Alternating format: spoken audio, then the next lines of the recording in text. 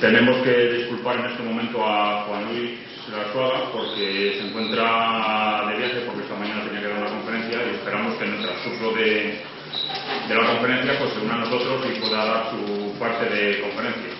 Entonces nos acompañan hoy, que es la tercera conferencia del ciclo que ha organizado el Ayuntamiento de Higueras de Guarros sobre el 20 aniversario del inicio de las excavaciones. Entonces en esta tercera conferencia nos van a hablar un poco sobre la historia de la evolución humana y los yacimientos de la Sierra de Atapuerca, los codirectores actuales del equipo de investigación de la Sierra de Atapuerca, que son Eudal Carbonell, José María Bermúdez de Castro, y esperemos que en el transcurso de la conferencia llegue José María Bermúdez. Digo, Juan Luis Arzuaga. Entonces yo creo que hablar un poco de la historia de estos tres codirectores sobra, porque es de sobra conocido y se me olvidarían muchas cosas de su bibliografía. Entonces creo que no voy a comentar nada porque huelga todo comentario. Entonces nada más, paso ya a cederles la palabra a ellos y pues espero que queden contentos con la charla de hoy. Muchas gracias por invitarme a esta conferencia del Ayuntamiento de Acaia. Y a continuación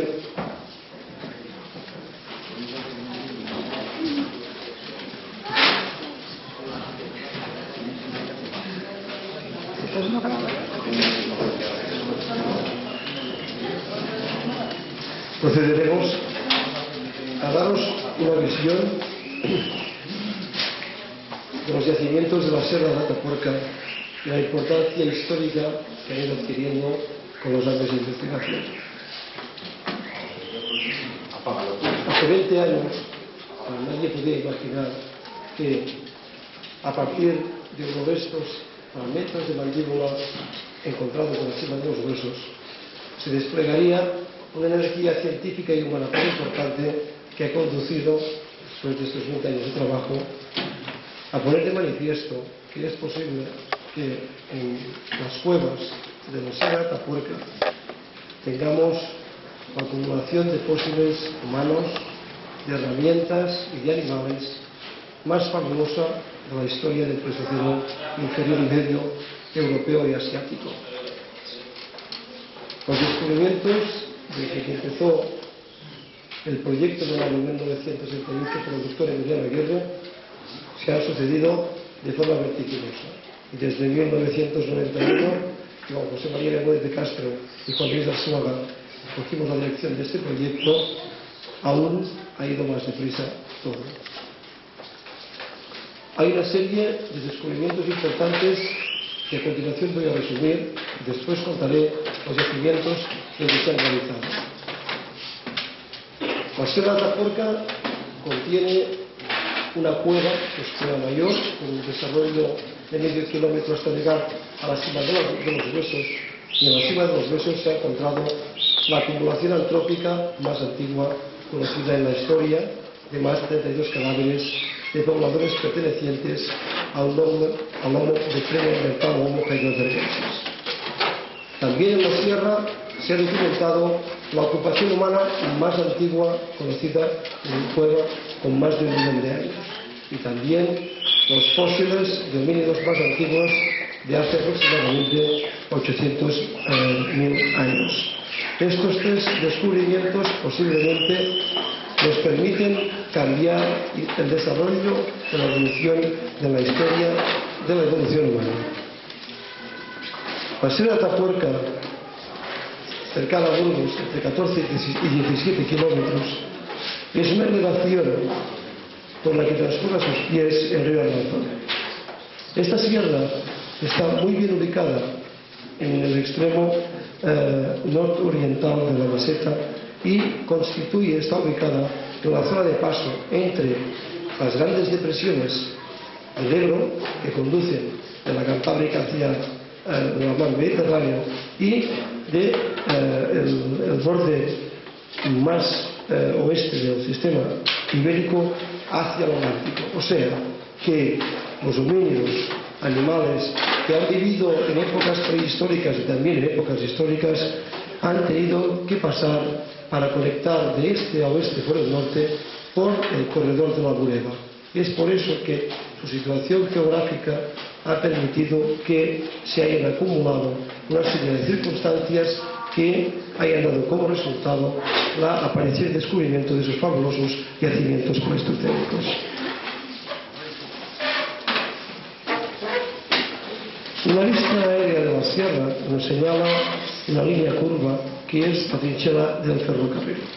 Muy posiblemente la importancia que tiene actualmente los registros fossilíferos de la Sierra de Atapuerca no hubiera sido tanta a no ser por este accidente histórico por el cual a finales del siglo XIX se abrieron las calizas para que pasara el ferrocarril minero que venía de Monterrubio a Vilafría y en el corte aparecieran unos rellenos de cuevas que en algunos casos alcanzan hasta 20 metros, en los que hemos descubierto la presencia humana más antigua conocida en Europa y también una serie de ocupaciones humanas de 500, 400 hasta 300.000 años. Por lo tanto, el cortarse estos rellenos por la construcción del ferrocarril ha sido básico para su descubrimiento. De no ser así, solo conoceríamos el importante yacimiento de la Sima de los Huesos.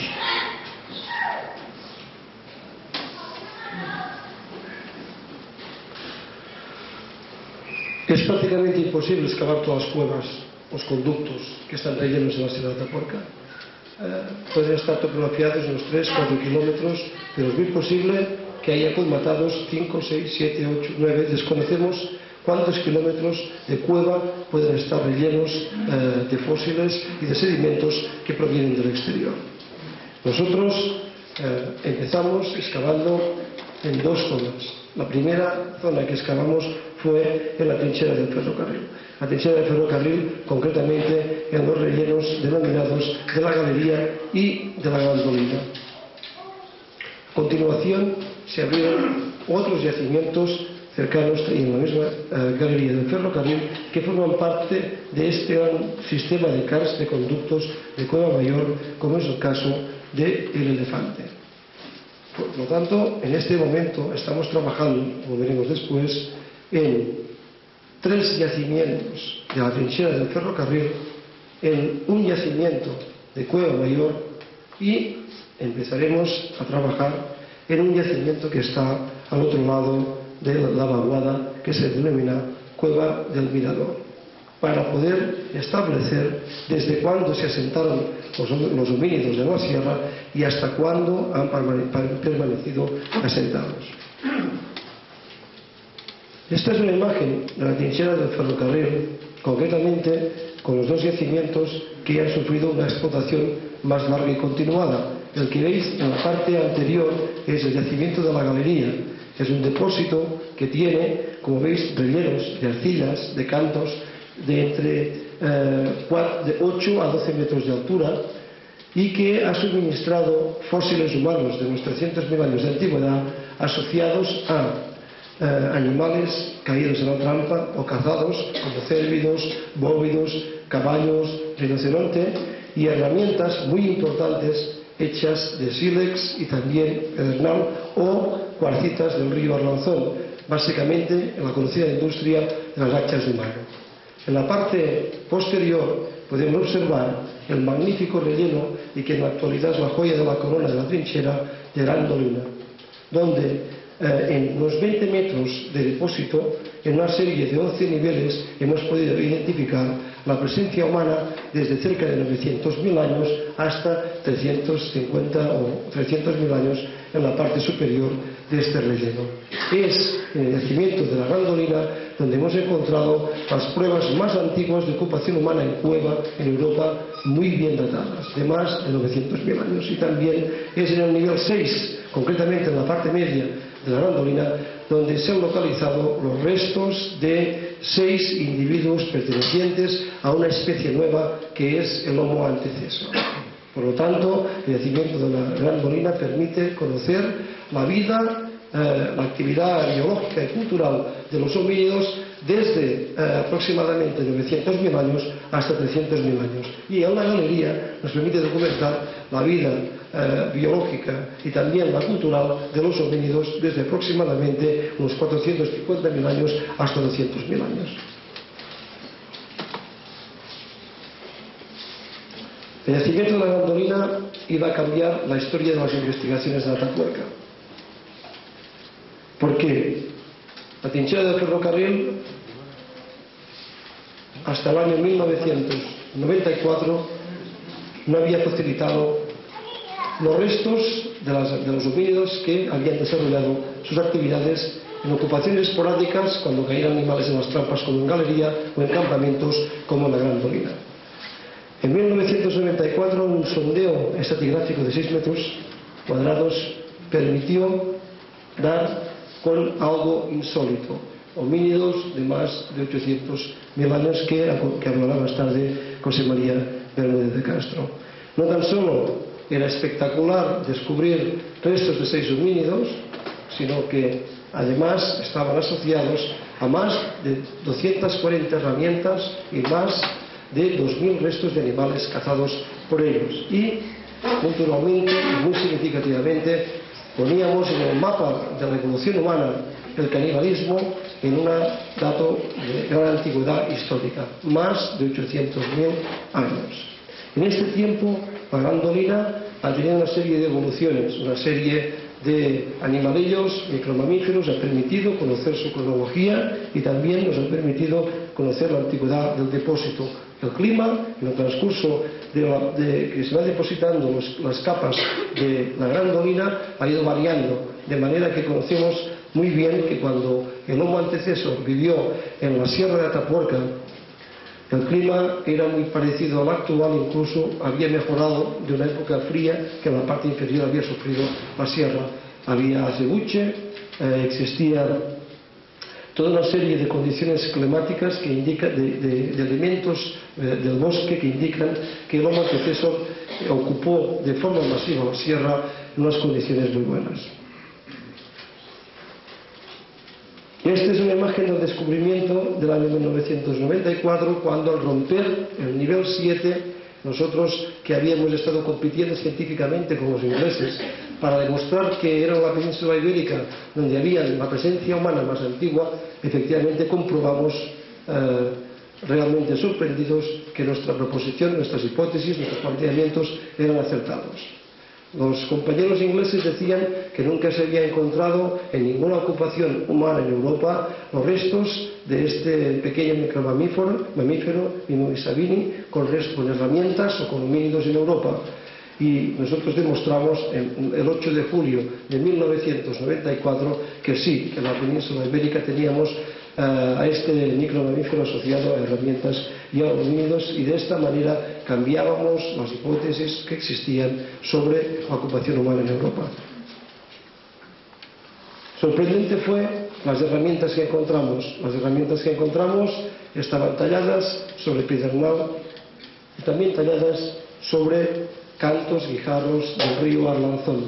Unas herramientas pertenecientes a un modo muy antiguo de producir sus útiles, el modo 1 o oldubayense, solo muy bien conocido fuera de Europa y de Asia, en los famosos yacimientos africanos de Old Dubai y del conjunto del Rift en África centro-oriental.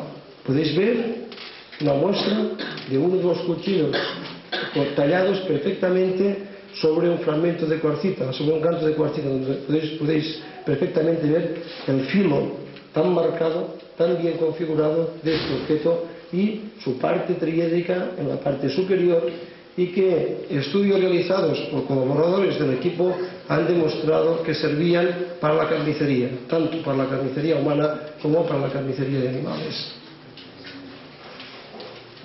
También encontramos grandes herramientas, cantos del río, guijarros tallados con golpes muy someros para producir estos filos que servían para romper los huesos y sacar la médula a los animales cazados y también a los homínidos cazados que se encuentran en este nivel. Y esto, lo más espectacular, son las incisiones que producen los útiles de piedra al descarnar y al actuar sobre cuerpos de homínidos coetáneos a los que estamos explicando. Veis unas marcas paralelas. Estas marcas de corte nos indican cómo eran descuartizados los homínidos cazados por ellos mismos y cómo, gracias a estos impactos, hemos podido saber que hace 800.000 años se practicaba el canibalismo. Y hablará José María después, pero dejamos sobre la mesa cómo se practicaba el canibalismo, por qué y quiénes eran los que practicaban el canibalismo. Sabemos que es muy difícil que una comunidad se coma entre ellos, por lo tanto descartamos que sean miembros de la misma familia que se comieran. Podríamos pensar que se tratara de comunidades distintas, es posible, o sea, grupos del mismo Homo antecesor que compiten en la sierra y practican el canibalismo gastronómico e incluyen entre su dieta a otros congéneres suyos, pero del diferente grupo.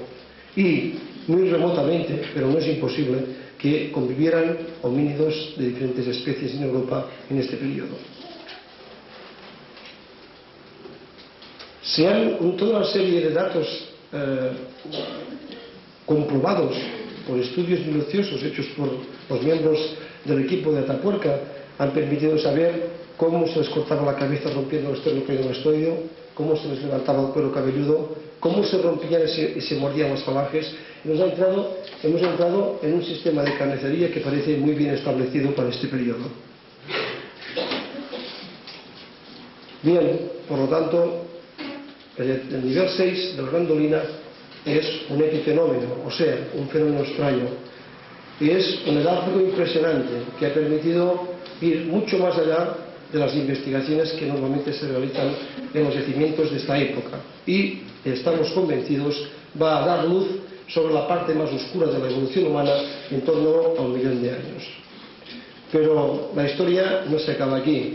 En el yacimiento de la galería, en el cual trabajábamos 18 años, ha puesto de manifiesto una serie importantísima de registro arqueológico y paleontológico que nos permite conocer por primera vez en la península ibérica quiénes eran los que hacían hachas de mano y cómo funcionaba una trampa natural donde caían los animales y vivos, ramaban y eran después rematados y comidos por los homínidos de hace entre 400 y 200.000 años. Estos homínidos, y es muy posible, no fueron los mismos que hemos visto anteriormente. Seguramente se trataría de preneandertales.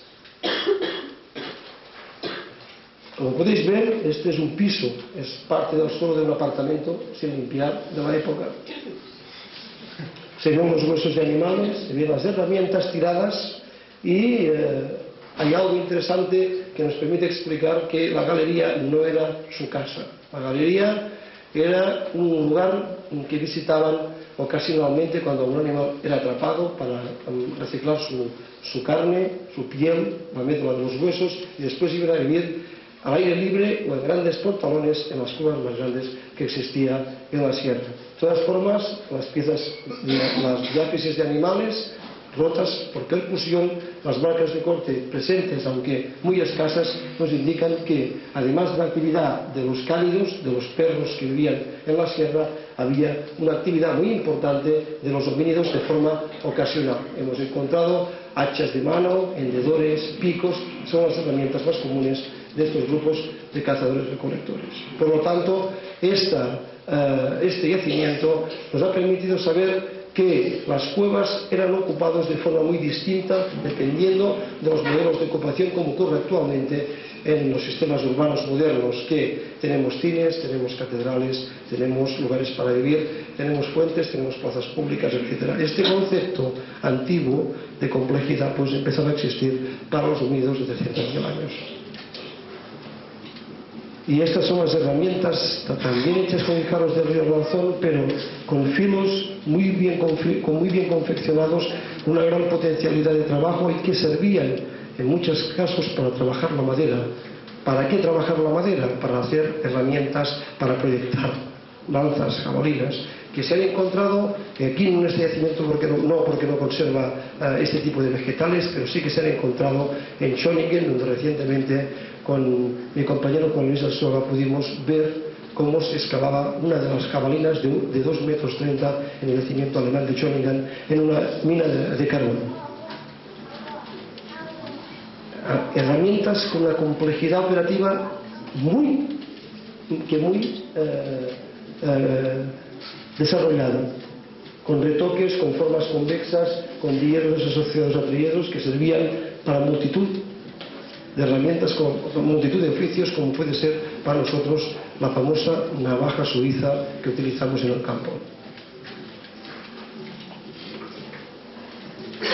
Pero si hay algo de espectacular es lo que está ocurriendo este año en la Sierra de Tapuerca.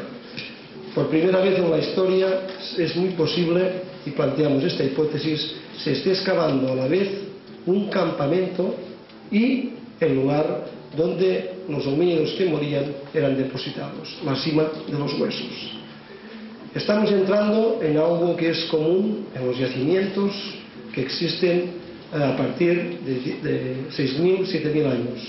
Estamos hablando de los yacimientos neolíticos, del bronce o también del hierro, pero era inimaginable que en un cars como de cualquier lugar del mundo pudiéramos estar excavando muy posiblemente los campamentos y también los cementerios o donde se acumulaban los cadáveres. Este hecho es un hecho que va a cambiar la historia del conocimiento de la complejidad de los humanos modernos o premodernos.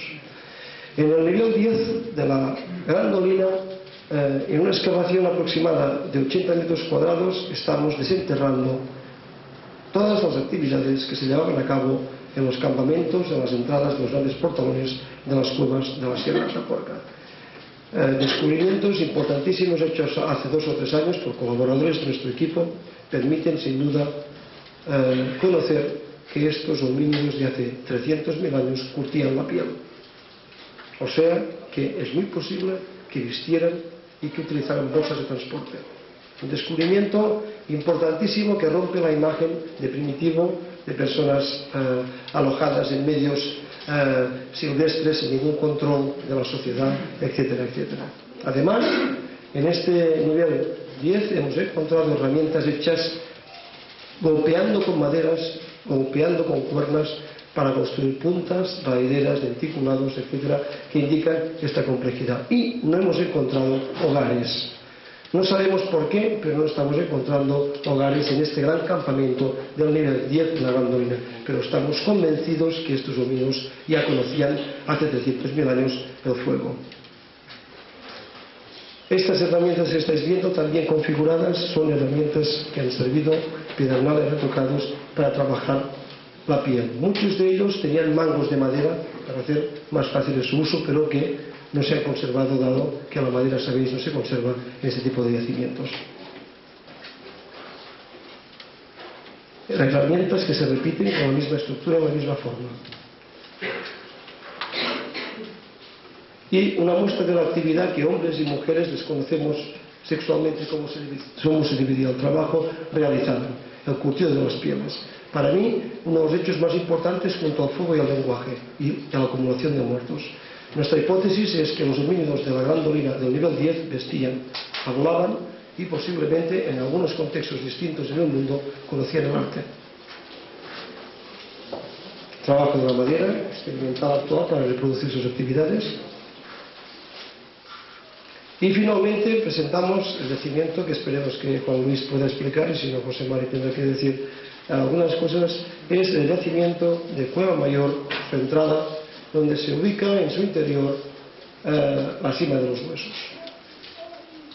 Un hallazgo espectacular que no tan solo ha cambiado el conocimiento de los homínidos del Pleistoceno medio a nivel de su evolución biológica, un hallazgo espectacular que ha cambiado la concepción cultural de este homínido de hace 300.000 años. ¿Quién podía imaginar que hace más de 300.000 años los homínidos acumulábamos los muertos de forma intencional, posiblemente a través de un ritual por el cual eran separados de los campamentos y los lugares donde vivían para ser depositados, escondidos en un fondo donde no tenían acceso ni los carnívoros, ni los cánidos, etc.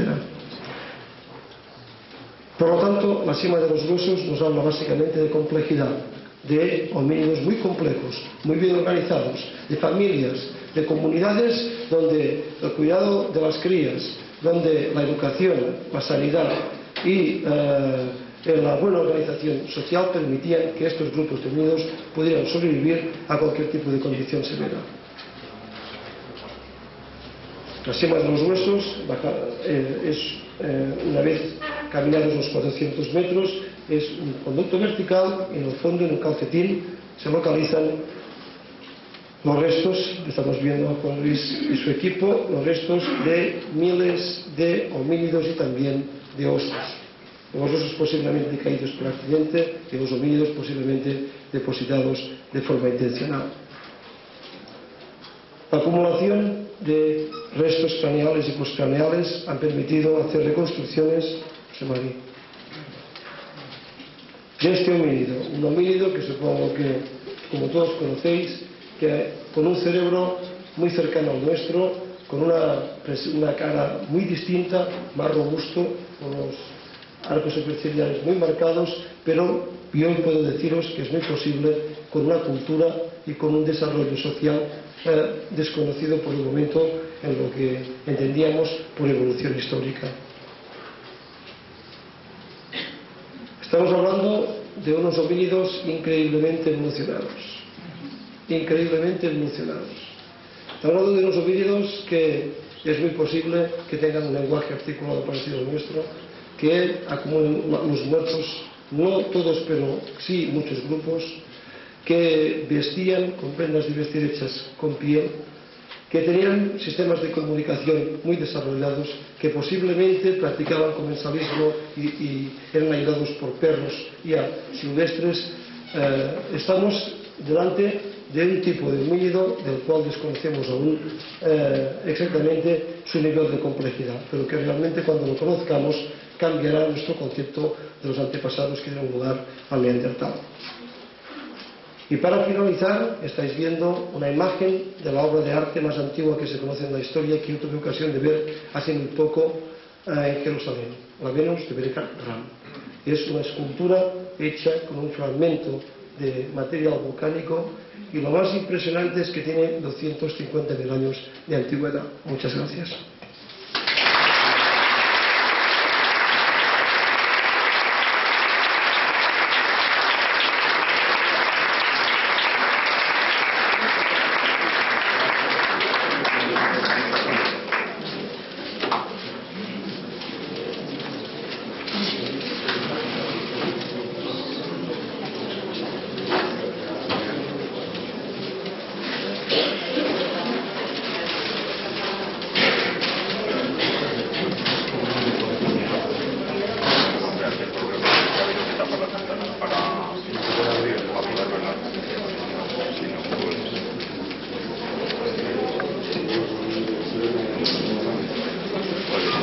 Bueno, buenas tardes. Creo que todavía no ha llegado nuestro compañero Juan Luis. Bueno, voy a continuar entonces.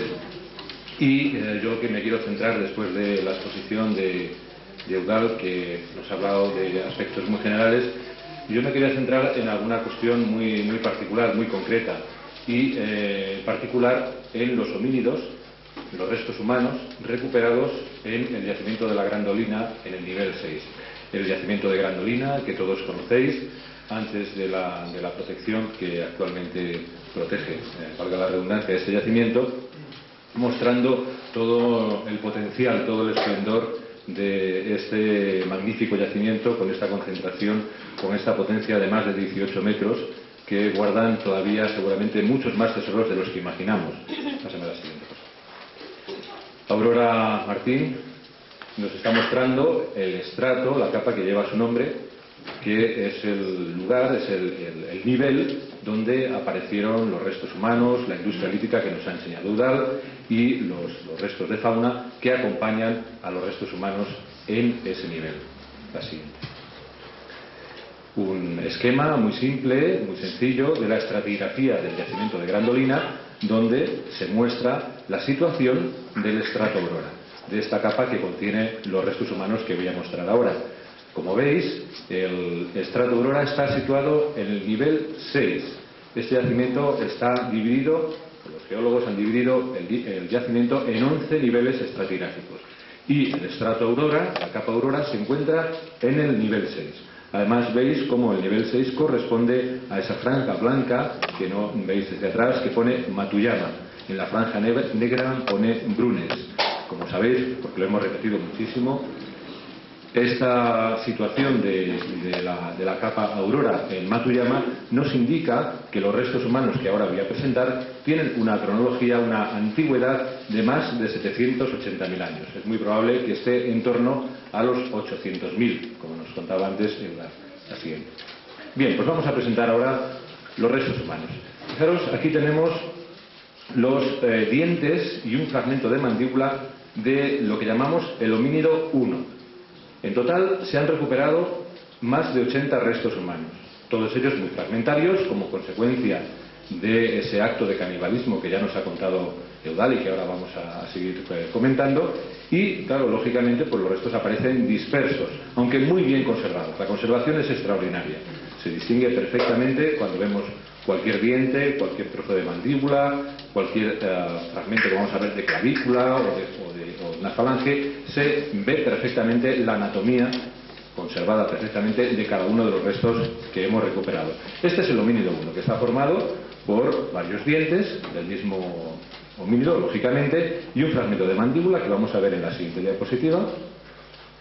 Aquí la veis con un poco más de detalle. Veis el primer molar, la muela de los 6 años, y el segundo molar que, como sabéis, sale a los 12 años. Y un poco más atrás se ve como la muela del juicio está a punto de salir. Vamos a ver la siguiente. Aquí lo veis, ¿eh? Veis a la derecha cómo esa muela está a punto de salir. ¿Qué nos indica esto?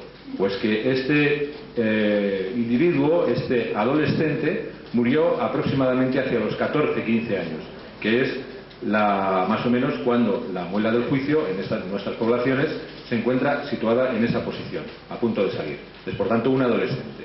Vemos como el primer molar, en la muela de los 6 años, ya está un poco gastada, quiere decir que ese niño pues ha estado adolescente, ha tenido una masticación. Además la dieta, como vamos a ir comprobando en investigaciones sucesivas, pues está formada fundamentalmente por vegetales y por carne, pero sobre todo seguramente por más vegetales, y esto desgasta mucho, ¿no? Sobre todo porque en los vegetales pues también, como no había cuidado, no había higiene, pues se quedan partículas duras de tierra y demás, y eso hace que haya muchas partículas abrasivas y por tanto los dientes se gasten muy deprisa. La siguiente.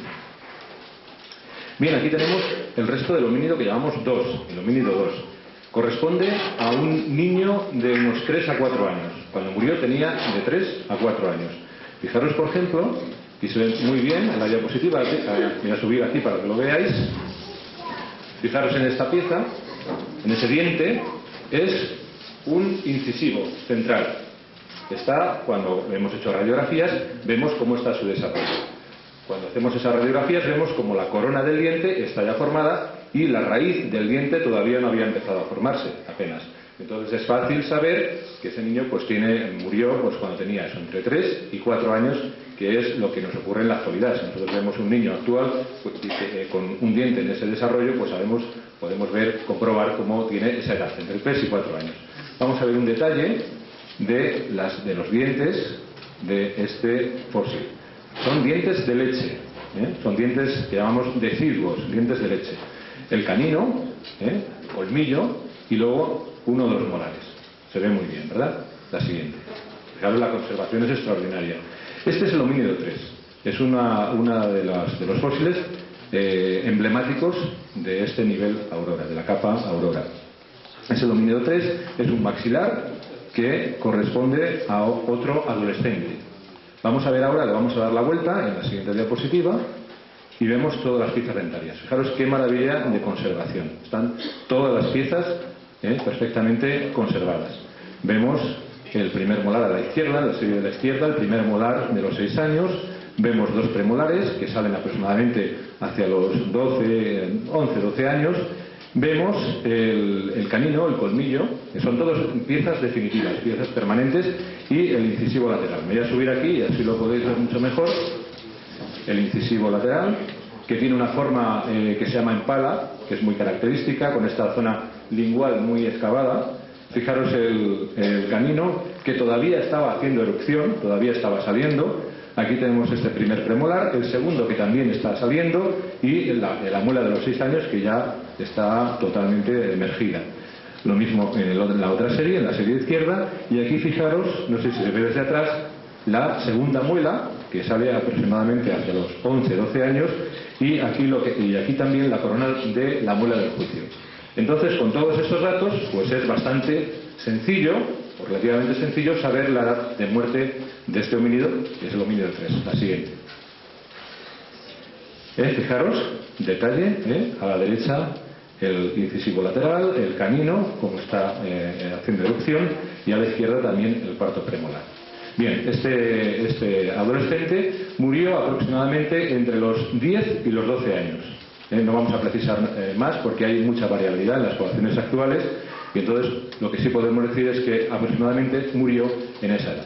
Luego hay otros 3 individuos de los que se conservan únicamente dientes aislados. Uno de ellos es un germen de un diente también permanente que corresponde a un niño que también murió en torno a los 3 a 4 años, y luego hay otros 2 dientes que corresponden a dos adultos probablemente muy jóvenes. Son piezas que están bastante gastadas, pero bueno, como decíamos antes, los dientes de estas poblaciones se desgastan con muchísima rapidez.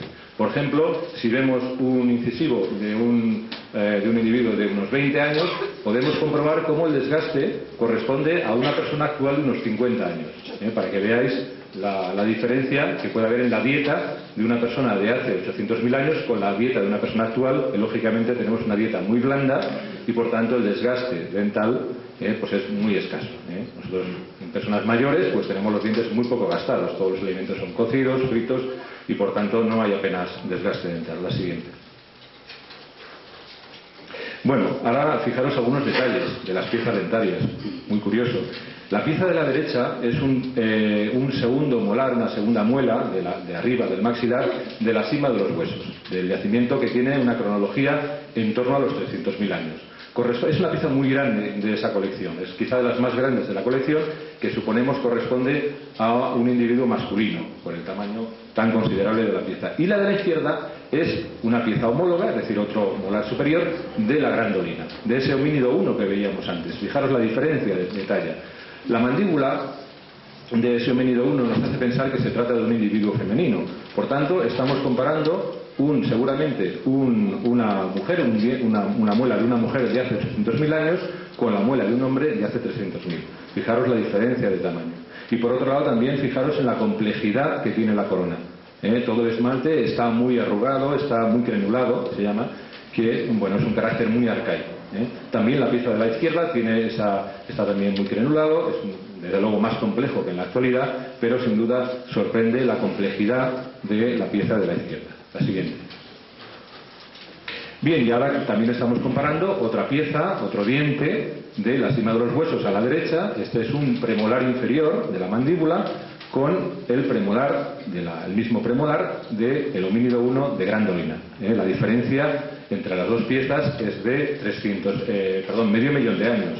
Lógicamente, esa diferencia en años pues también se traduce en una diferencia importante en los caracteres anatómicos que podemos ver entre las dos piezas. Fijaros como la pieza de la izquierda tiene la raíz más corta en proporción al tamaño de la corona, como esa raíz es más compleja, y vemos en cambio en la pieza de la derecha como la raíz es única, es como nuestras raíces. Nosotros tenemos una única raíz, la mayoría de las personas tenemos una única raíz en ese premolar, como la corona es un poco más alta y desde luego más pequeña. Bueno, aquí este es otro premolar de grandolina que como estaba roto, pues podemos comprobar la complejidad que tiene la raíz. Está formada por dos raíces, una de ellas doble, compleja con canales pulpares, varios canales pulpares. Es una morfología que en la actualidad pues no se encuentra, lógicamente. Así es. Bien, de cráneo se ha encontrado relativamente poco, porque todos los cráneos están muy rotos por el acto de canibalismo, y en la parte superior de la diapositiva es la pieza mejor conservada, la más completa de cráneo que se conoce de TD6. No sabemos si corresponde al homínido 1 o al homínido 2. Si correspondiera al homínido 1, pues tendría una edad, como decía antes, de unos 13-14 años, y si fuera del homínido 3, pues tendría en torno a los 11-12 años. A pesar de la juventud del individuo al que pertenece este cráneo, se observa cómo los arcos superciliares, como antes nos mostraba Eudald, están ya muy marcados. La capacidad encefálica, es decir, el volumen encefálico de este individuo, superaba los 1000 centímetros cúbicos. Es decir, tenía ya una cabeza pues tan desarrollada casi como nosotros. Nosotros, sabéis, el promedio, más o menos aproximadamente, combinando hombres y mujeres, está en torno a los 1250, 1300 centímetros cúbicos. Y este cráneo pues tendría ya más de 1000 centímetros cúbicos. Está, por tanto, muy próximo a nosotros. La siguiente. Bueno, también del esqueleto postcraneal se han conservado muchas piezas. Vemos una clavícula muy bien conservada, O sea, es una pieza que corresponde a uno de los adultos que se han encontrado. Recordar que estamos hablando de 6 metros cuadrados, 6 metros cuadrados donde se ha encontrado toda esta cantidad de material. Y antes, quizá no lo has comentado, que ahora mismo ya se está excavando en una superficie de más de 80 metros cuadrados, y el año que se llegue al nivel TD6, pues nos vamos a encontrar con toda una superficie de 80 metros cuadrados, o seguramente más, que posiblemente contendrá una información extraordinaria sobre estos individuos de los que ahora apenas conocemos pocas cosas, no conocemos demasiado. Siempre nos preguntan cómo eran, qué aspecto tenían. Bueno, sabemos cosas, ¿no? Lo que pasa es que los restos que se conservan pues son todavía escasos y sobre todo fragmentarios. La siguiente. Este es otro fragmento de clavícula, pero de uno de los individuos infantiles. Está roto, falta una buena parte. La siguiente. También hay falanges muy bien conservadas. Notar, por ejemplo, esta es una falange de pie. Fijaros la escala en comparación con la pieza. Es una pieza pequeñísima, y se recupera absolutamente todo. Procuramos que no se escape nada en la excavación, lógicamente, ¿no? Fijaros en estas marcas que hay aquí, que son también marcas de corte, marcas de descarnación. Allí se inserta un músculo que, bueno, técnicamente es el flexum digitorum brevis, ¿no? Es un músculo que hace que los dedos de los pies o de las manos se puedan mover así como lo estoy haciendo yo ahora, ¿no? Bueno, pues ese músculo ha sido cortado con un utensilio lítico. Bueno, esta la misma imagen que nos ha mostrado Eudald, y vemos eso, las marcas que están situadas en la cresta del temporal. Este es un fragmento de hueso temporal, y al cortar este músculo, que es el esternocleidomastoideo, le permitía a estos homínidos sacar la cabeza del homínido, quitarle la cabeza para pues hacer lo que sea, pues seguir comiéndose el cerebro. Bueno, la siguiente. Bueno, y aquí fijaros en el maxilar del homínido 3. También está lleno de marcas por toda esta zona, y aquí tiene un golpe, porque también, pues, además de descarnar, también se golpeaba con las piedras para destrozar partes del cráneo o de otros huesos y poder acceder a otras partes internas, ¿no? La siguiente. Y fijaros también en el canino, el colmillo de la mandíbula del homínido 1, que también tiene un golpe aquí. Aquí se golpeaba todo, saltaba todo, y aquí pues se conserva el resto de uno de los golpes producidos. Siguiente. Bueno, y luego en cuanto a las características que hemos ido observando en estos restos, después de un estudio que ya está prácticamente terminado, ya se va a publicar pronto, pues hemos visto una combinación de caracteres anatómicos realmente sorprendente. Por ejemplo, los dientes hemos visto lo arcaicos que son. Tienen unas características muy primitivas. Muchas de esas características se pueden encontrar en homínidos tan antiguos como 2 millones de años. Incluso en los australopithecus de más de 2 millones de años hay algunos de esos rasgos que todavía conservan los homínidos de la Gran Dolina.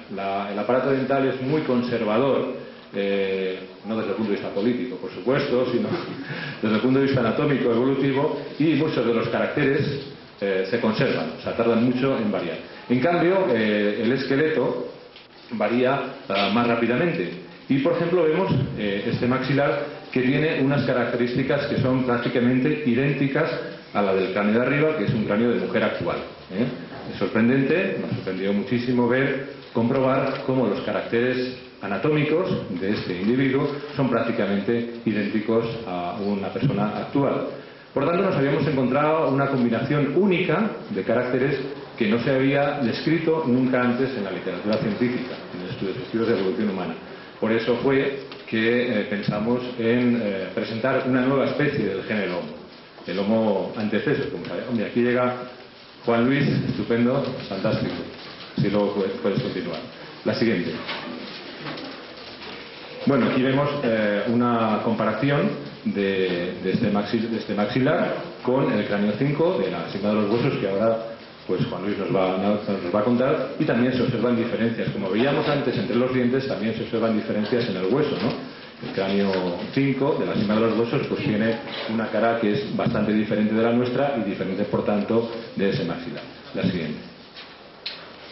Y ya simplemente por último, pues comentaros un poco la situación, que ya todos conocéis, porque se ha publicado en muchas revistas también de divulgación, la situación filogenética, la posición en la evolución humana que ocupa esta nueva especie que se definió el año pasado.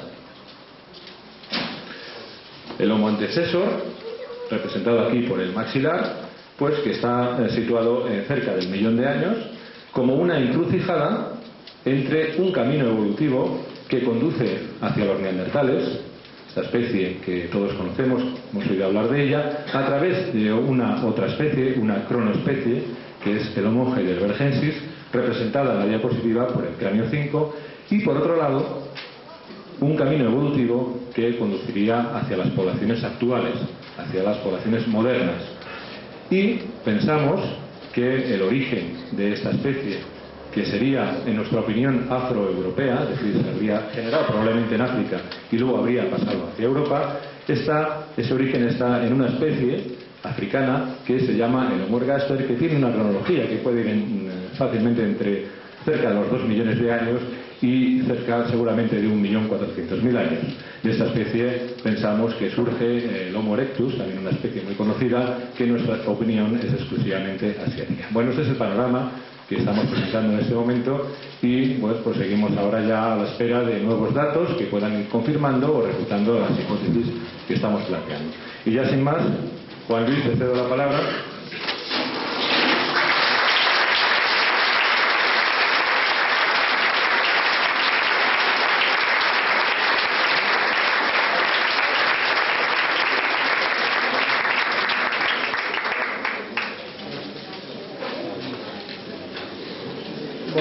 Muy bien, pues yo voy a hablar así a pelo, sin diapositivas, porque no me da tiempo a ponerlas, pero disculpad el retraso, pero es que yo estaba convencido de que la conferencia era a las 8 de la tarde, porque las otras del ciclo me parece que han sido todas esas horas. Pero bueno, de todas formas, ya las hemos enseñado tantas veces las diapositivas y las habéis visto quizá reproducidas tantas veces en los diferentes medios de comunicación, que es posible que las conozcáis ya de memoria. Yo voy a hablar un poco de la última parte de la evolución humana, de la cima de los huesos muy brevemente y de aquello que todavía no hemos encontrado, de lo que falta por encontrar en la Sierra de Atapuerca, pero que se ha encontrado en la provincia de Burgos y no muy lejos de aquí, y que creemos que existe en el registro fósil y arqueológico de la Sierra de Atapuerca. No hace falta, ¿verdad? No hace falta que los pongas. No, déjalo.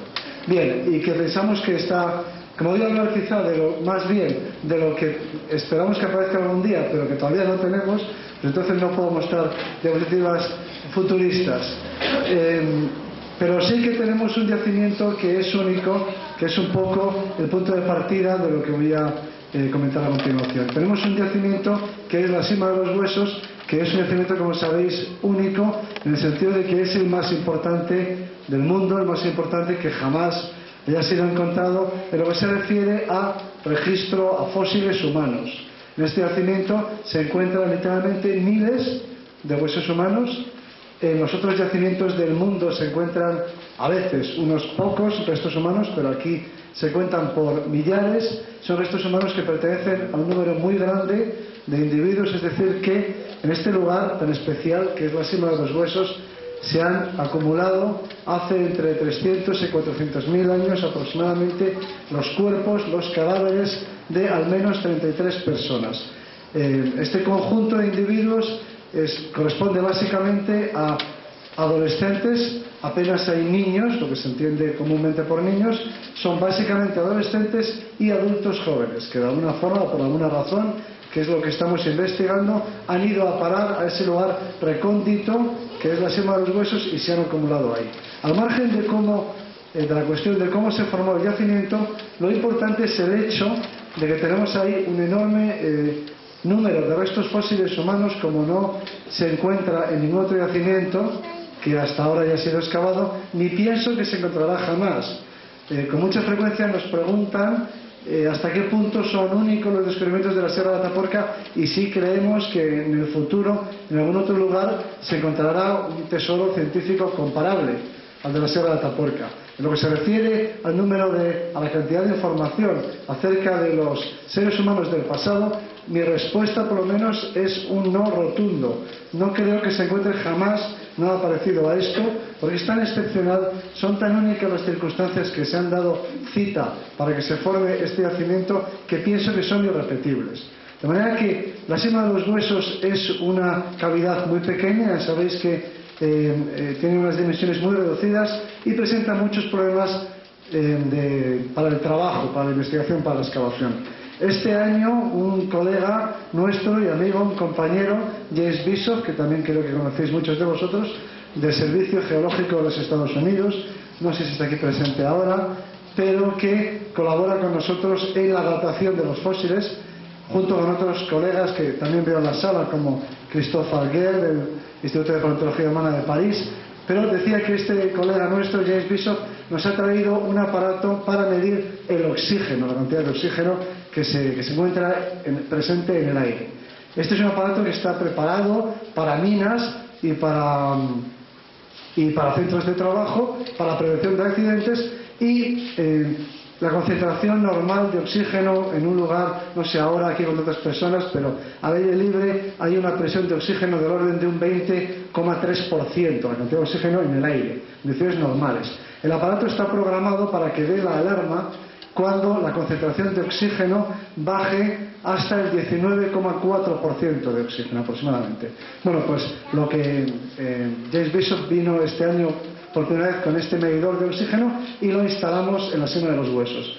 Lo pusimos en marcha y lo primero que hizo fue empezar a pitar y a dar la alarma de una forma muy insistente, y es que la presión de oxígeno en la Sima de los Huesos no es que sea, la alarma salta con un 19,4% de presión, nosotros tenemos en la Sima de los Huesos un 16%. Y hemos programado el aparato para que suene cuando se alcance el 12% de oxígeno, pero seguramente ya con esa concentración de oxígeno ni siquiera podríamos oír la alarma, ya estaríamos muertos.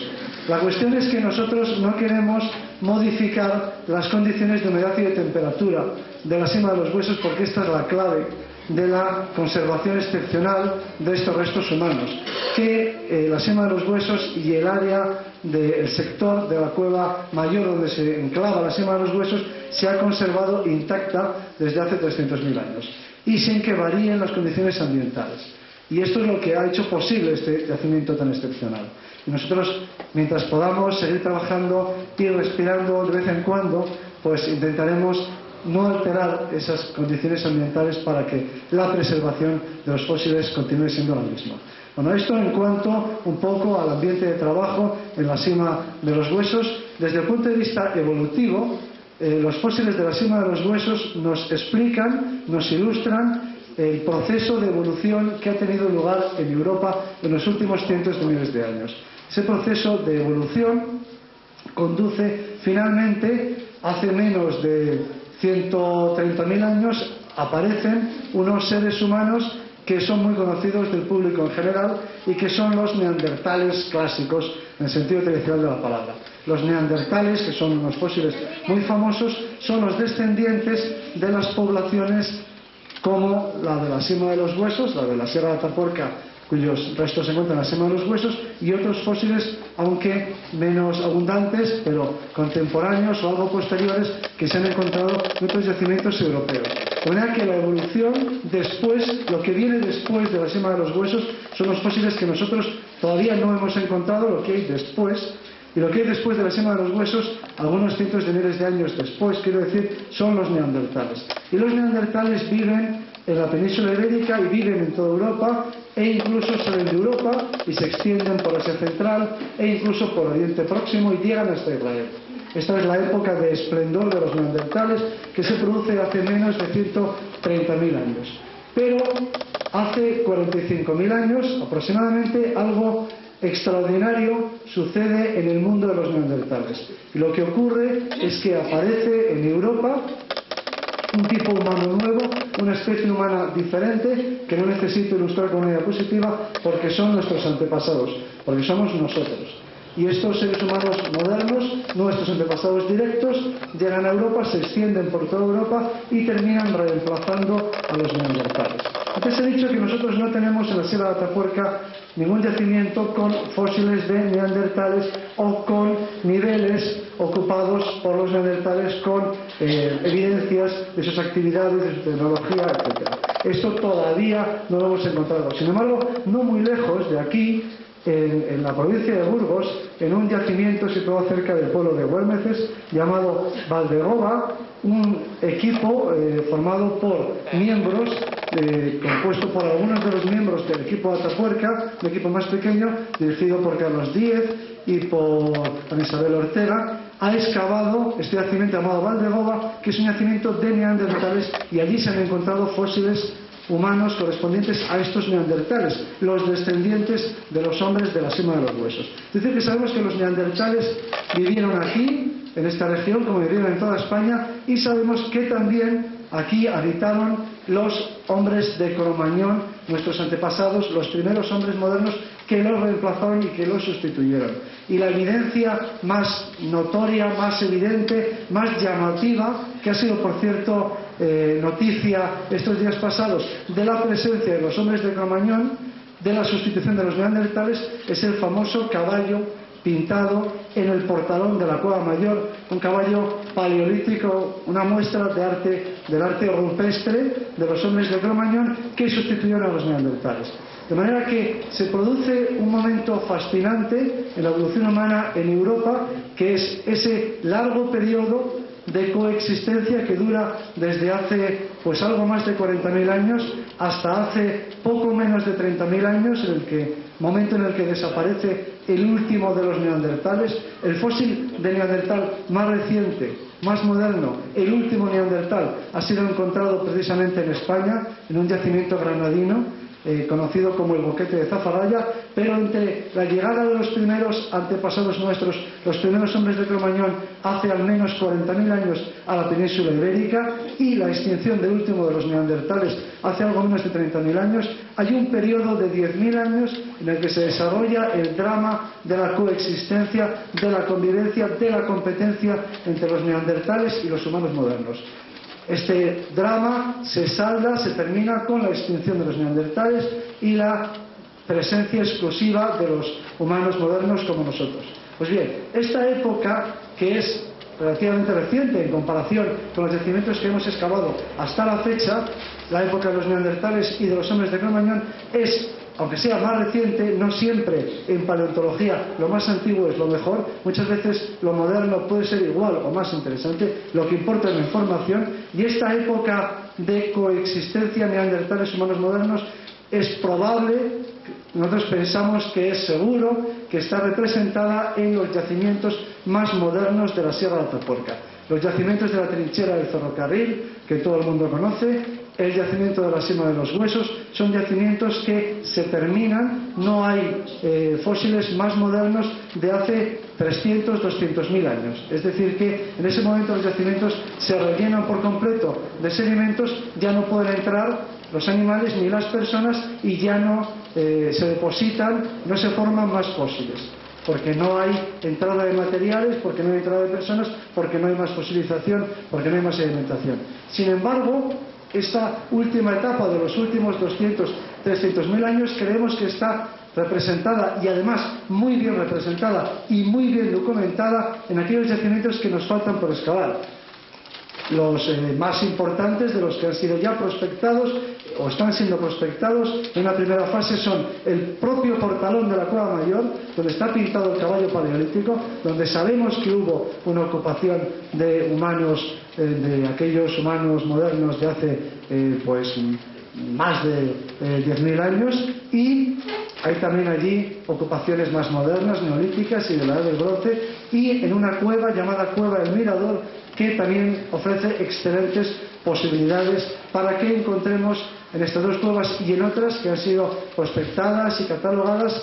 Esperamos encontrar ahí el final del libro de la evolución humana en Europa, que comienza con los niveles inferiores de la Gran Dolina hace casi 1 millón de años, quizá también en otros yacimientos contemporáneos o más antiguos en los que todavía no se ha encontrado presencia humana, pero que es posible que la contengan. Ese libro de la evolución humana en Europa continúa en la Sima de los Huesos, se detiene un poco después en los yacimientos hasta los excavados, pero creemos que los últimos capítulos, los más dramáticos, se encuentran también en la propia Sierra de Atapuerca, que de esta manera contendría, si se confirman nuestras previsiones, si en el futuro se excavan y se encuentran los niveles más modernos de los yacimientos que los contienen, nos encontraríamos con que la Sierra de Atapuerca tendría toda la historia de la evolución humana europea completa hasta el presente, y se convertiría así, ni más ni menos, que en el lugar más histórico, si se puede decir de esta manera, desde luego de Europa y también de Eurasia, el lugar en el que se documentaría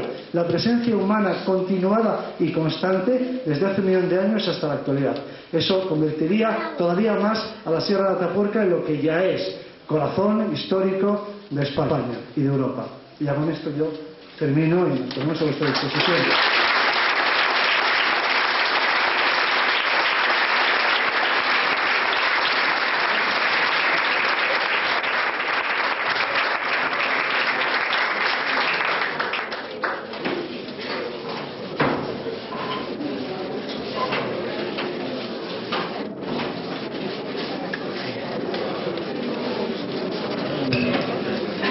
Si alguien del público quiere hacerles alguna pregunta.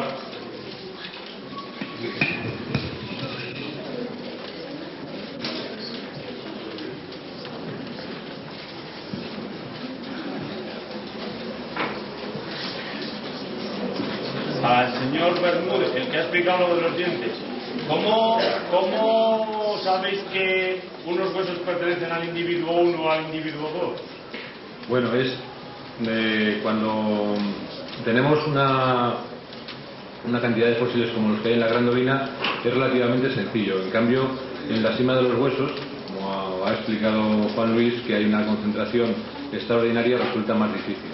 De hecho, pues podemos pasar algunos meses hasta que conseguimos saber si un diente pertenece a uno o pertenece a otro. Es un trabajo de chinos, diría yo, ¿no? Un trabajo muy meticuloso. En el caso de la Gran Dolina es más sencillo, porque en total hay unas 30 piezas, unos 30 dientes, y lógicamente pues muchos de ellos casan unos con otros, porque los dientes no solamente se desgastan por la parte oclusal, por la parte de arriba, sino también por la parte lateral. La propia masticación hace que haya un movimiento lateral imperceptible y finalmente se va produciendo una carilla de desgaste en uno y en otro que encaja perfectamente, ¿no? Entonces, cuando tienes las piezas, pues puedes ir poco a poco encajando unas con otras. También en ocasiones podemos encontrar, como el caso del homínido 1, unas cicatrices que se llaman hipoplasia del esmalte, que se forman a una edad determinada, y entonces pues cuando tenemos todas las piezas encima de la mesa podemos comprobar cómo esa cicatriz ha quedado en todas las piezas que corresponden a un mismo individuo y que se forman a una misma edad. Es otro de los criterios. El criterio del desgaste también oclusal, también es para saber si se trata de una persona de una cierta edad, o es joven o más viejo, etc. Es decir, hay varios criterios que estamos empleando para saber si esas piezas pertenecen a un individuo o a otro. En el caso de la Sima de los Huesos, como decía, es más complejo, ¿no? Porque ahí ahora mismo hay, después de la última excavación, pues más de 350 dientes. Entonces, algunos, claro, están incluidos en las mandíbulas o en los maxilares, y algunas piezas pueden encajar bien en los alvéolos, pero otras están sueltas, están aisladas, ¿no? Entonces, pues tenemos encima de la mesa un puzzle complejo, ¿no? Como también es un puzzle el trabajo que realizan nuestros compañeros que estudian el cráneo o que estudian los fragmentos del esqueleto postcraneal, que tienen que casar unos con otros, es lo mismo, ¿no? ¿Están investigados los 6 primeros niveles? ¿Los primeros niveles de dónde? La Gran Dolina. Sí. De la Dolina, efectivamente tenemos investigados desde el nivel 11 al nivel 5, pero de forma muy prematura, porque Piensa, por ejemplo, que este año estamos excavando un nivel 5, o sea que tenemos mucha información de la cata, del sondeo, porque se han hecho varias tesinas y algunas tesis y algunos artículos, pero en realidad la información importante vendrá cuando podamos excavar los 80 metros cuadrados, porque no es lo mismo una muestra de 6 metros cuadrados siendo muy rica. Por ejemplo, en el nivel 6 la muestra obtenida es terriblemente rica, como decía antes Juan Luis. Nosotros hemos encontrado un homínido de 800.000 años excavando 6 metros cuadrados. Estas excavaciones en kilómetros han encontrado solo 8 o 9 restos. Si esto lo ampliamos a 80 metros cuadrados, cuando tengamos 80 metros de excavación de 6, de 5, de 4 y los de arriba, los 6 primeros niveles, ¿te referías a los inferiores o los superiores? ¿Te referías a los inferiores o a los inferiores? Los inferiores hemos excavado el nivel 4 y sabemos que en el nivel 1, en el nivel 2 es un ambiente de cueva cerrado, no hay nada. En el nivel 3, 4 sí, en el 4 tenemos ya restos de fauna con industria. En el nivel 5 también, fauna con industria. En el nivel 6, homínido, fauna e industria.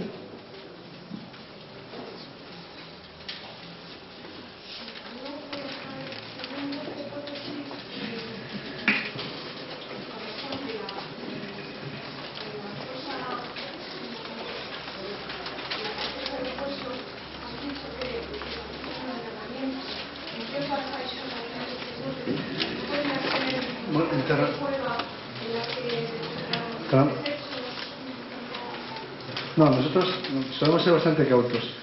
No hemos dicho nunca que sea un enterramiento, porque enterramiento, si por enterramiento se entiende cavar un hoyo y depositar un cuerpo y darle tierra. ¿Tiene sentido o no? Lo que hablamos es que se ha producido, bueno, lo obvio, el hecho es que se ha producido una acumulación de cadáveres humanos. Ahí están los esqueletos, ¿no? Entonces se trata de averiguar esa acumulación, que es lo que lo ha producido. Entonces hay muchas posibles explicaciones. Como el hecho en sí mismo es tan raro, todas las explicaciones en las que se puede pensar son todas muy rebuscadas, no hay ninguna sencilla. Algo tiene que haber, algo tremendo tiene que haber sucedido para que 33 cadáveres se acumulen todos ellos en un sitio tan pequeño, y además no hay nada más que esos cadáveres, ¿no? Entonces hay que darle alguna interpretación a eso. Entonces nosotros creemos que, por análisis que hemos hecho y casi por exclusión, ¿no?, descartando otras posibles interpretaciones, pensamos que la más razonable es que la presencia de humanos en ese lugar, en el que no realizaban ninguna actividad ellos, sin herbívoros acompañándoles, pues la explicación más razonable para esa acumulación es que otros humanos hayan acumulado sus muertos en ese lugar. Otra cosa diferente es cuál es la intencionalidad de esa acumulación, ¿no? Entonces, eso ya es más especulativo. Se pueden acumular cadáveres, pues no sé, con fines higiénicos, o para no verlos, o para lo que sea. Y sobre esto hay muchas discusiones y quizá tampoco tengamos demasiado tiempo para explicarlo, ¿no? Nosotros pensamos que lo más razonable es que han sido acumulados los cadáveres porque en esta época ya se practicaba en este lugar, los humanos tenían sentimientos, dicho de una manera así muy simplificada, hacia sus difuntos, de respeto, de compasión, etc. Eso ya lo puedes extender tú a simbolismo, espiritualidad o lo que sea, ¿no? Pero en todo caso sentían por sus muertos algún tipo de sentimientos de compasión o de respeto, etcétera, veneración, lo que sea, sentimientos los que fueran, que les llevaban a poner esos cuerpos, digamos, a resguardo de los animales y a no abandonarlos, ¿no? Hasta ahí es hasta donde llega la ciencia. A partir de ahí empieza la imaginación, que es perfectamente válida, ¿no? Entonces podemos plantearnos si se trata de un rito religioso con simbolismo, espiritualidad, trascendencia o no, pero de eso no tenemos evidencia científica, ¿no?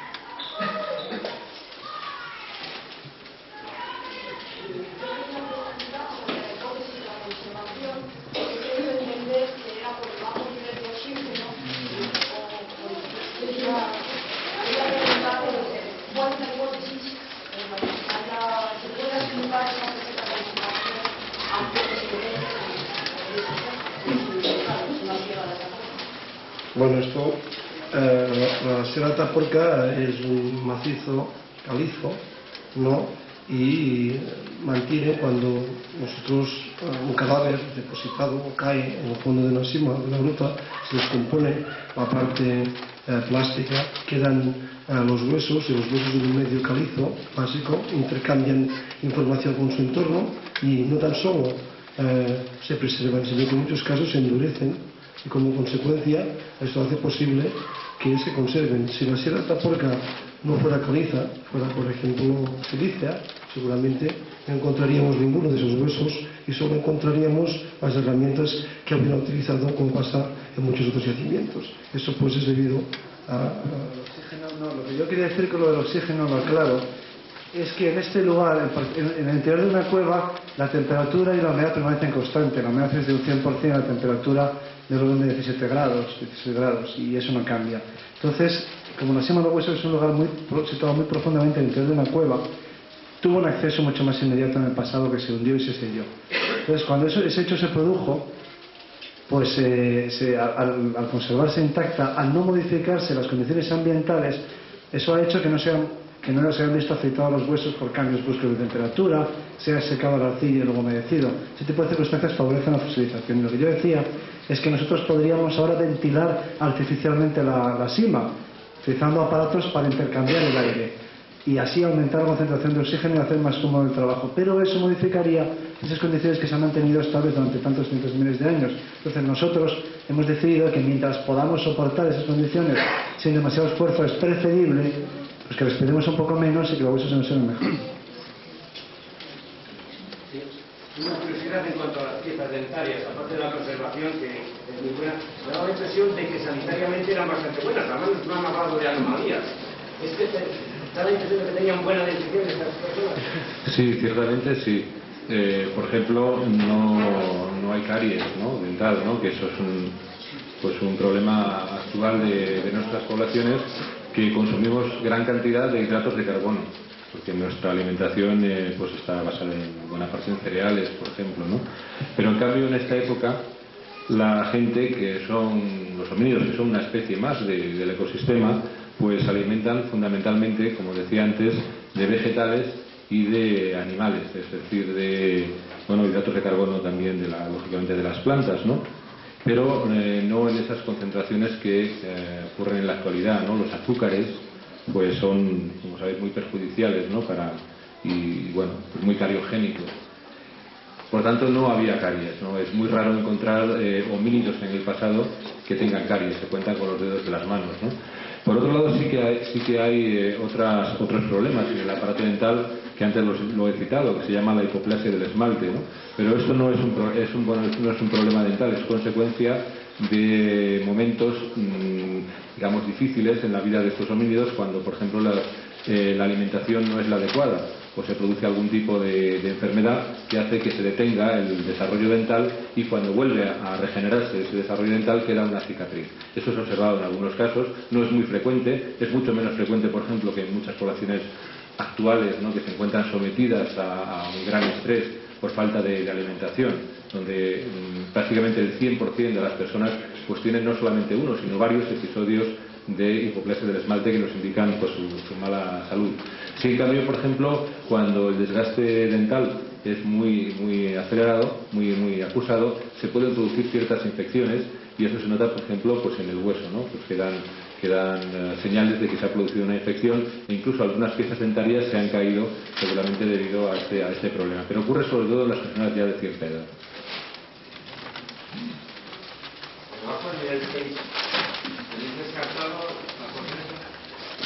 No, es que de hecho la semana pasada ya lo comunicamos, por debajo del nivel 6 hemos encontrado presencia humana, pero no de restos humanos. Concretamente en el nivel 5 se ha encontrado 2 impactos humanos, en el superior con unos cantos que hacían servir para romper los huesos y sacarles su contenido, y sabéis también que en el nivel 4 también hay presencia de impacto humano, y bueno, y es posible que otros yacimientos pues aparezcan. En todo caso, nosotros somos permeables, muy permeables a la idea de que en Atapuerca hace más de 1 millón de años ya había presencia humana, pero no mucho más lejos de 1 millón de años. ¿Cómo es organizando las sucesivas campañas el trabajo de instalación? Sí. ¿Cómo planificáis Bueno, las campañas? Efectivamente. Efectivamente, la pregunta esta es una pregunta muy interesante y que ha ido cambiando la forma de trabajar en Atapuerca. Atapuerca no se ha venido a excavar. Atapuerca, el Museo de Atapuerca, ha sido concebido como un proyecto de investigación ligado siempre al Ministerio y donde la Junta ha puesto los medios suficientes para que se realice una extracción de esta información a través del registro arqueológico y paleontológico. Efectivamente, nosotros ahora nos planteamos, como ya decía antes José María y Juan Luis, problemas. Nos hemos planteado, por ejemplo, que queremos conocer qué pasa en la sierra desde los 200.000 hasta los 10.000 años. Y para saber qué pasa, no tenemos más remedio que prospectar la sierra, como estamos haciendo ahora con resistencia eléctrica, gravimetría y radar, y saber qué rellenos son profundos, qué hay en la parte superior, para después, a continuación, hacer los sondeos mecánicos con camiones que permitan sacar muestras en profundidad y analizar estas muestras para conocer su cronología, los elementos que contienen, carbones, pólenes, etcétera, para, en una tercera fase, que es muy posible que empiece muy pronto, empecemos a sondear estos yacimientos. O sea, en este caso es una hipótesis cronológica hacia arriba, pero también tenemos hipótesis cronológicas hacia abajo. Es decir, hemos llegado ya muy lejos. 1 millón de años de la historia de la evolución es mucho, pero pensábamos que podemos ir más lejos. ¿Cómo? Pues buscando en las cuevas sedimentos, rellenos que sean más antiguos. Y para eso tenemos que montar estrategias, por ejemplo, para que los compañeros del equipo de geología pues daten para saber si realmente la polaridad es negativa, hay polaridad negativa más lejos en la Andolina, en otro yacimiento, como es el Elefante, que daten capas estalagmíticas para ver si realmente son más antiguas que las que conocemos, y de esta manera, pedazo a pedazo, vamos construyendo todo lo que es la evolución. No tan solo cronológica, sino también funcional. ¿Por qué? Como hemos comentado antes, nos interesa excavar campamentos, lugares donde hayan vivido. Nos interesa excavar lugares donde hayan pasado horas, porque también nos interesa saber qué pasa cuando pasan o no pasan horas en una cueva. Pues todo esto, toda la información ecológica, toda la información geográfica, toda la información geológica, toda la información arqueológica, toda la información paleontológica y paleoantropológica están guiadas por las hipótesis generales de la ciencia en este momento, lo que se llama la creación de paradigmas de trabajo. Y nosotros, cuando iniciamos una excavación y venimos aquí, venimos ya con fragmentos, con retazos de este paradigma para comprobarlos, como ya habéis visto antes. El descubrimiento del año 1994 del Homo antecesor fue una discusión que mantuvimos por teléfono con Juan Luis y con José Mari para demostrar que los ingleses no podían tener en aquella latitud los fósiles más antiguos de la península ibérica. La excavación, pues, es una consecuencia de los planteamientos teóricos, y la extracción es una parte muy pequeña del trabajo que realizamos en el laboratorio. Por eso, muchos ciudadanos se piensan que venimos aquí un mes y que nos olvidamos y que no hacemos nada. No hay nadie en la sierra que trabaje tanto en la sierra como nosotros. Pues trabajamos dando conferencias, escribiendo artículos, analizando, viajando por todo el mundo, creando una conciencia social sobre la importancia de la cultura, de cómo podemos beneficiarnos de los recursos sociales y económicos, etc. O sea, es un proyecto global.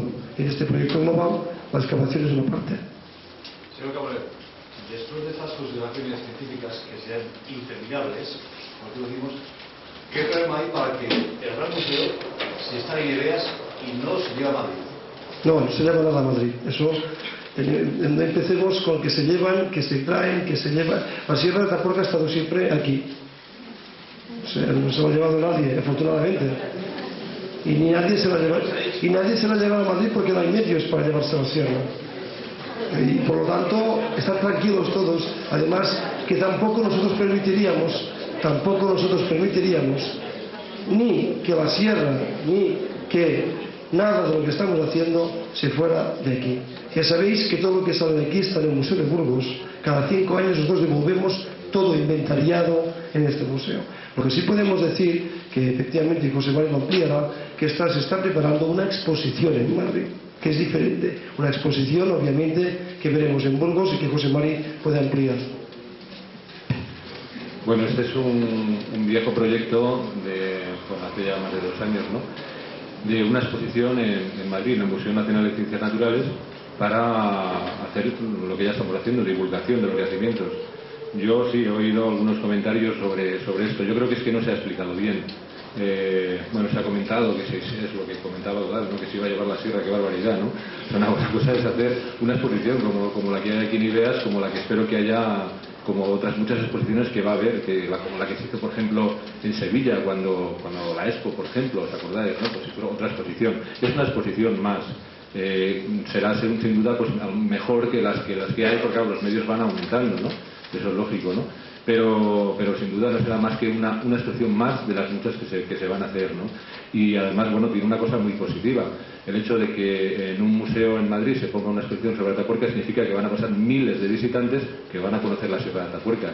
Hay personas que todavía no la conocen, ¿no? Pues es la oportunidad para que se conozcan. Y ojalá se hagan no solamente estas, sino muchas más exposiciones, donde haga falta, como se hace falta hacerla en Nueva York, da igual, ¿no? El caso es que lo conozca, que la gente vaya conociendo la Sierra de Atapuerca, que vaya conociendo los trabajos que se van haciendo aquí. Y naturalmente aquí habrá algún día una exposición que será la mejor, sin duda, ¿no? ¿Pueden explicar el motivo por el cual practicaban el canibalismo? Bueno, sí, es una buena pregunta, claro. Pues la respuesta de nuestros compañeros que han trabajado en este tema, pues es que, bueno, tenían hambre y se los comieron. Es decir, un canibalismo gastronómico, ¿no? Una categoría, pues, que comentaba nuestro amigo Tim White, ¿no? En uno de sus libros, canibalismo gastronómico. Es decir, se consumen muchos animales, se consumen plantas, y dentro del espectro de la dieta pues figuran también los homínidos. No es por nada ritual ni por nada extraño. O sea, hay un aprovechamiento máximo de los cadáveres, ¿no? O sea, se aprovecha absolutamente todo, no solamente la carne, sino los tendones, la grasa del tuétano de los huesos, etcétera. Es un aprovechamiento máximo, ¿no? Y entonces eso indica pues simplemente pues que formaban parte de las posibilidades de comida que había, ¿no? A lo mejor eran grupos rivales o grupos que pasaban, y entonces, bueno, hay una competencia por el espacio, ¿no? Y bueno, pues si había hambre, pues ahora se los comen, los cazan y se los comen. A mí me resulta difícil, ya de por sí, entender cómo descubrís tantas cosas de estos homínidos, ¿no? Tan antiguos, cuando morimos cualquiera de nosotros y no se descubre ni siquiera quién le mató, ¿no? O cómo murió. Pero me gustaría saber si nos podéis decir de una forma lo más sencilla posible, si es posible realmente, cómo descubrís o podéis descubrir si tenían algún nivel de lenguaje. Yo creo que el lenguaje o el sistema de comunicación, que eso supongo que sí que tendrían, porque para durar tantos años yo creo que debían tener un sistema de comunicación suficientemente respetuoso, ¿no? Y a ver si podemos aprender algo de ellos. Bueno, vamos a ver, esa es un buen ejemplo, pero es un ejemplo extremo. Eso es lo más difícil de todo. Quiere decir que el lenguaje evidentemente no fosiliza. Entonces aprendemos muchas cosas de los fósiles y otras son más sencillas.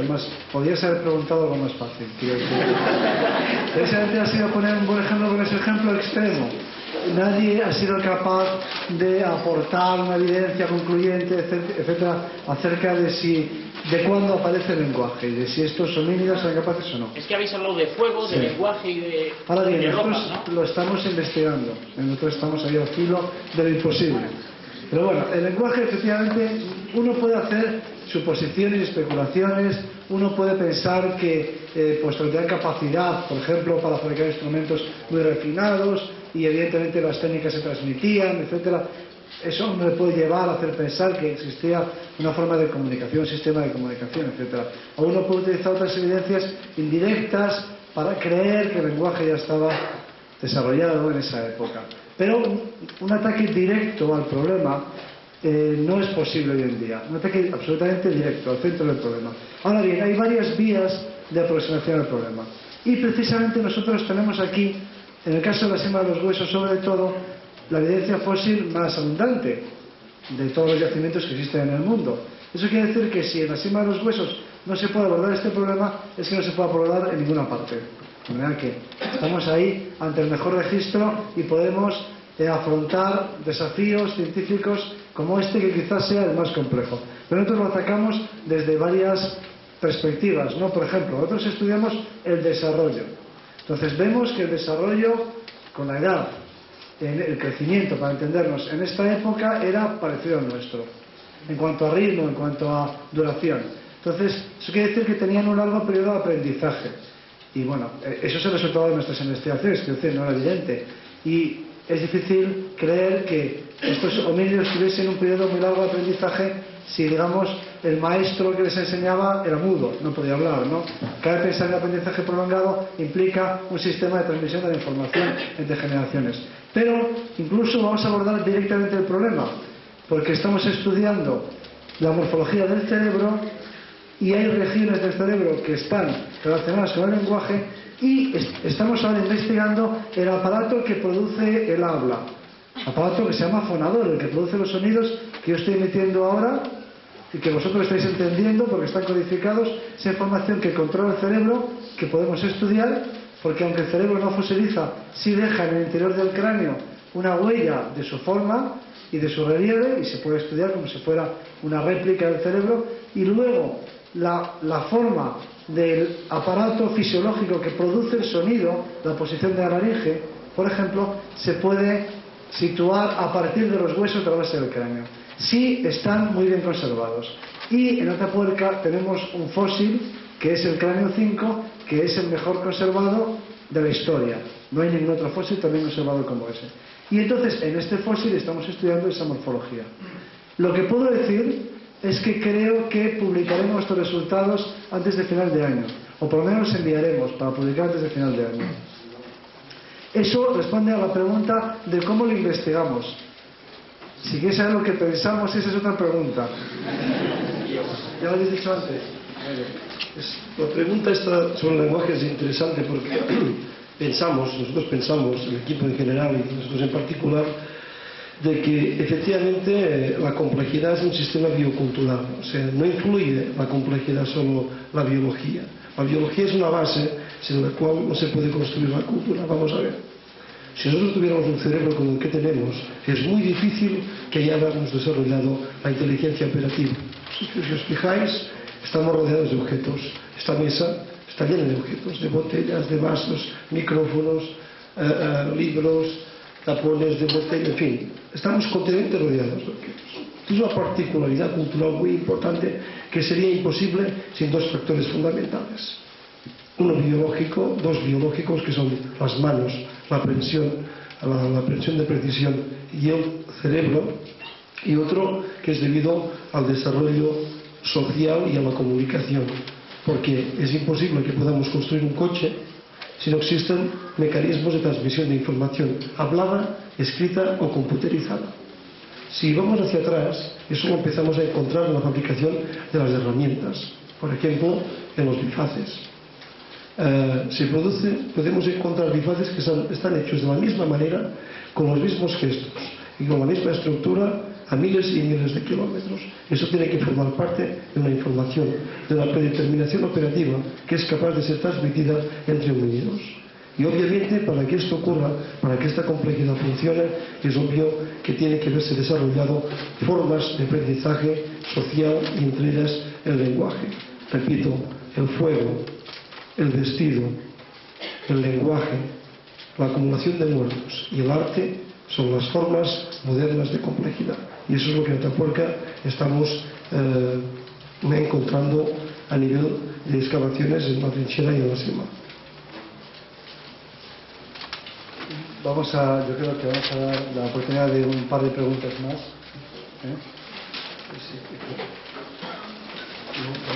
¿Otras preguntas? Cuando habláis de la edad de que morían los cadáveres en la cima de los huesos, lo comparáis sobre todo por la mandíbula y con el estado actual. ¿Cómo es posible compararlo con el estado actual con toda la evolución que ha habido? O sea, cuando dices, un crío ha muerto a los 13 años, se compara con una mandíbula de una persona actual de 13 años. Pero con toda la evolución que ha habido desde entonces, ¿cómo es posible compararlo? Bueno, es una pregunta muy buena también. Lo que pasa es que lo he explicado de una manera muy simple, ¿no? Tampoco quería complicar demasiado la vida en la charla. Efectivamente, en la evolución humana sabemos hoy, o hay un consenso mayoritario en pensar que los primeros homínidos que aparecen en África tenían un desarrollo que no era como nuestro, era muy parecido al que tiene un chimpancé o un gorila. Es decir, un chimpancé no llega adulto a los 20 años como nosotros, llega adulto a los 11 o 12 años. Por tanto, hay un desarrollo mucho más corto. Entonces, lo que ha pasado es que a lo largo de la evolución humana, a lo largo de la evolución de la familia homínida, ese desarrollo ha ido cada vez ampliándose. Ha habido una ralentización del desarrollo, si lo quieres expresar así. Es decir, el desarrollo cada vez es más largo. Y por consiguiente, lo que tenemos que saber es si los homínidos que encontramos en la Sierra de Atapuerca tenían un desarrollo más parecido al que tienen los chimpancés o más parecido al nuestro. Si fuera más parecido al de los chimpancés, entonces nunca podríamos decir que ese homínido que tiene los dientes en un cierto estado de desarrollo tiene 14 años, sino que tendría a lo mejor 7, porque se parecería más al de un chimpancé.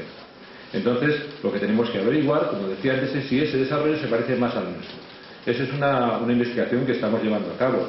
Y, por ejemplo, lo que sí te puedo decir, como antes comentaba Juan Luis, es que los homínidos de la cima de los huesos muy probablemente tenían un desarrollo prácticamente idéntico al nuestro. Es decir, tenían una infancia como la nuestra, una adolescencia, etcétera, ¿no? Tenían, bueno, pues el estirón puberal seguramente, muy parecido a nosotros. Por tanto, es lícito que podamos comparar el desarrollo dental de estos homínidos con el desarrollo dental de las poblaciones actuales y decir que ese homínido que tenía un diente, un incisivo con la corona recién formada y demás, pues tenía una edad de 3 a 4 años, como ocurre con un homínido actual, con una persona actual. ¿Te queda claro, verdad? ¿Y la edad máxima que se trata? Bueno, ahí hay discusión, porque, claro, por ejemplo, cuando hablamos del desarrollo dental, pues hablamos hasta una cierta edad, ¿no? O sea, porque ya a partir de los 18 años ya la muela del juicio, que es la última que se forma, pues ya cierra la raíz y entonces ya es imposible decir la edad de muerte en función del desarrollo dental. Tenemos que recurrir a otros métodos. Y los métodos pues siempre han sido muy discutidos, porque son muy difíciles. Por ejemplo, nosotros hemos utilizado el desgaste dental. Resulta que como ocurre, por ejemplo, en los équidos, ¿no? Que tienen un desgaste pues muy uniforme y una persona que tenga experiencia pues es capaz de decir que este animal, que este caballo pues tiene 3 o 4 años, ¿no? Entonces, la dieta de estas poblaciones también es bastante uniforme, según se ha podido ir viendo a lo largo de muchos estudios en muchos homínidos, muchos restos fósiles, por ejemplo, de toda Europa, ¿no? Parece que es una dieta pues bastante uniforme y, por tanto, el desgaste en principio parece que es bastante constante en general en estas poblaciones. Entonces, de alguna manera, pues podemos aproximarnos a la edad de muerte, pero siempre dentro de unos márgenes de variación bastante amplios, de unos márgenes de error que lógicamente tenemos que contemplar, porque es imposible decir por el desgaste dental que esta persona murió a los 35 años o a los 36. Podemos decir que murió entre los 30 y los 40, con aproximaciones tan burdas como estas. Es imposible, sinceramente, decir. Entonces, pues la edad de muerte que por ejemplo, que hemos visto para la cima de los huesos probablemente no superará mucho más allá de los 40 años. Esto es lógico porque, bueno, sabemos, por ejemplo, las poblaciones medievales tampoco pasaban muchos de esta edad. Sí podían llegar, naturalmente, ¿no? Podían llegar a los 50, 60, 70 años.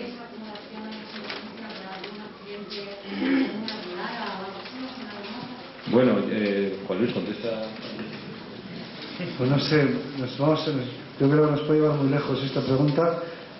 Por ejemplo, el tema de la edad de muerte también es un tema que nos lleva lejos porque, para empezar, hay diferentes criterios de nuestra edad de muerte y no todos coinciden, por una parte. Por otra parte, el hecho de que no haya muchas personas mayores en la propia sima no quiere decir que no las hubiera fuera. Es decir, que lo que tenemos es una acumulación de muertos, de cadáveres. Sabemos la edad de esos cadáveres, pero no sabemos la longevidad de la población, ¿no? Puede haber individuos que no estén ahí. De todas formas, con respecto a la causa de la acumulación, todas las explicaciones que se busquen son todas cosas muy raras. Por ejemplo, una riada que arrastra 33 individuos que deben estar en algún sitio haciendo quién sabe qué. No es fácil concebir una riada que se lleva a 33 personas y las deposita en un lugar como la cima de los huesos. Es una posibilidad, pero remota, ¿no? Pero bueno, de todas formas, no encontraremos nunca en la cima un cartel que diga cuál fue la causa de la acumulación. O sea que tendremos nosotros que encontrar la explicación que sea más compatible con la evidencia que tenemos. Y la explicación ahora mismo, que es más fácilmente casable con lo que vamos viendo, y nos podríamos extender mucho, es la de la acumulación antrópica, acumulación humana, de origen humano.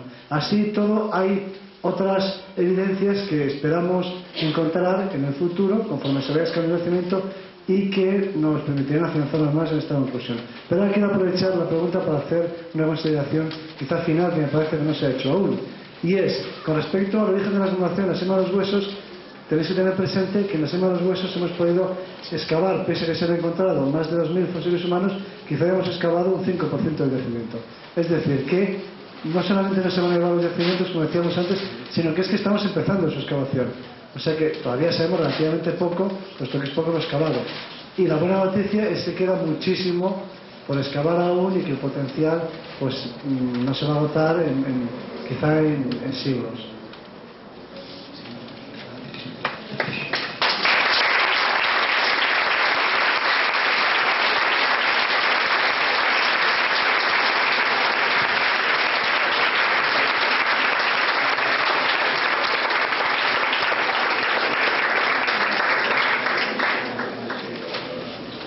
Bueno, yo quiero agradecerles a todos su asistencia, tanto al público como a nuestros conferenciantes, y les invito a que no se marchen, porque ahora va a haber también un baile y verbena, entonces pues aprovechar ya la asistencia al pueblo para disfrutar de todo. Y ya pues vamos a hacer entrega de unas pequeñas placas de agradecimiento a los conferenciantes. Y pues ya también invitarles a todos ustedes a la conferencia que va a cerrar el ciclo de conferencias, que Dios mediante, pues será el próximo martes a esa silla a las 8 de la tarde, que será el grupo espeleológico del Weiss, que nos pondrá una serie de diapositivas sobre el interior de las cuevas. Nada más.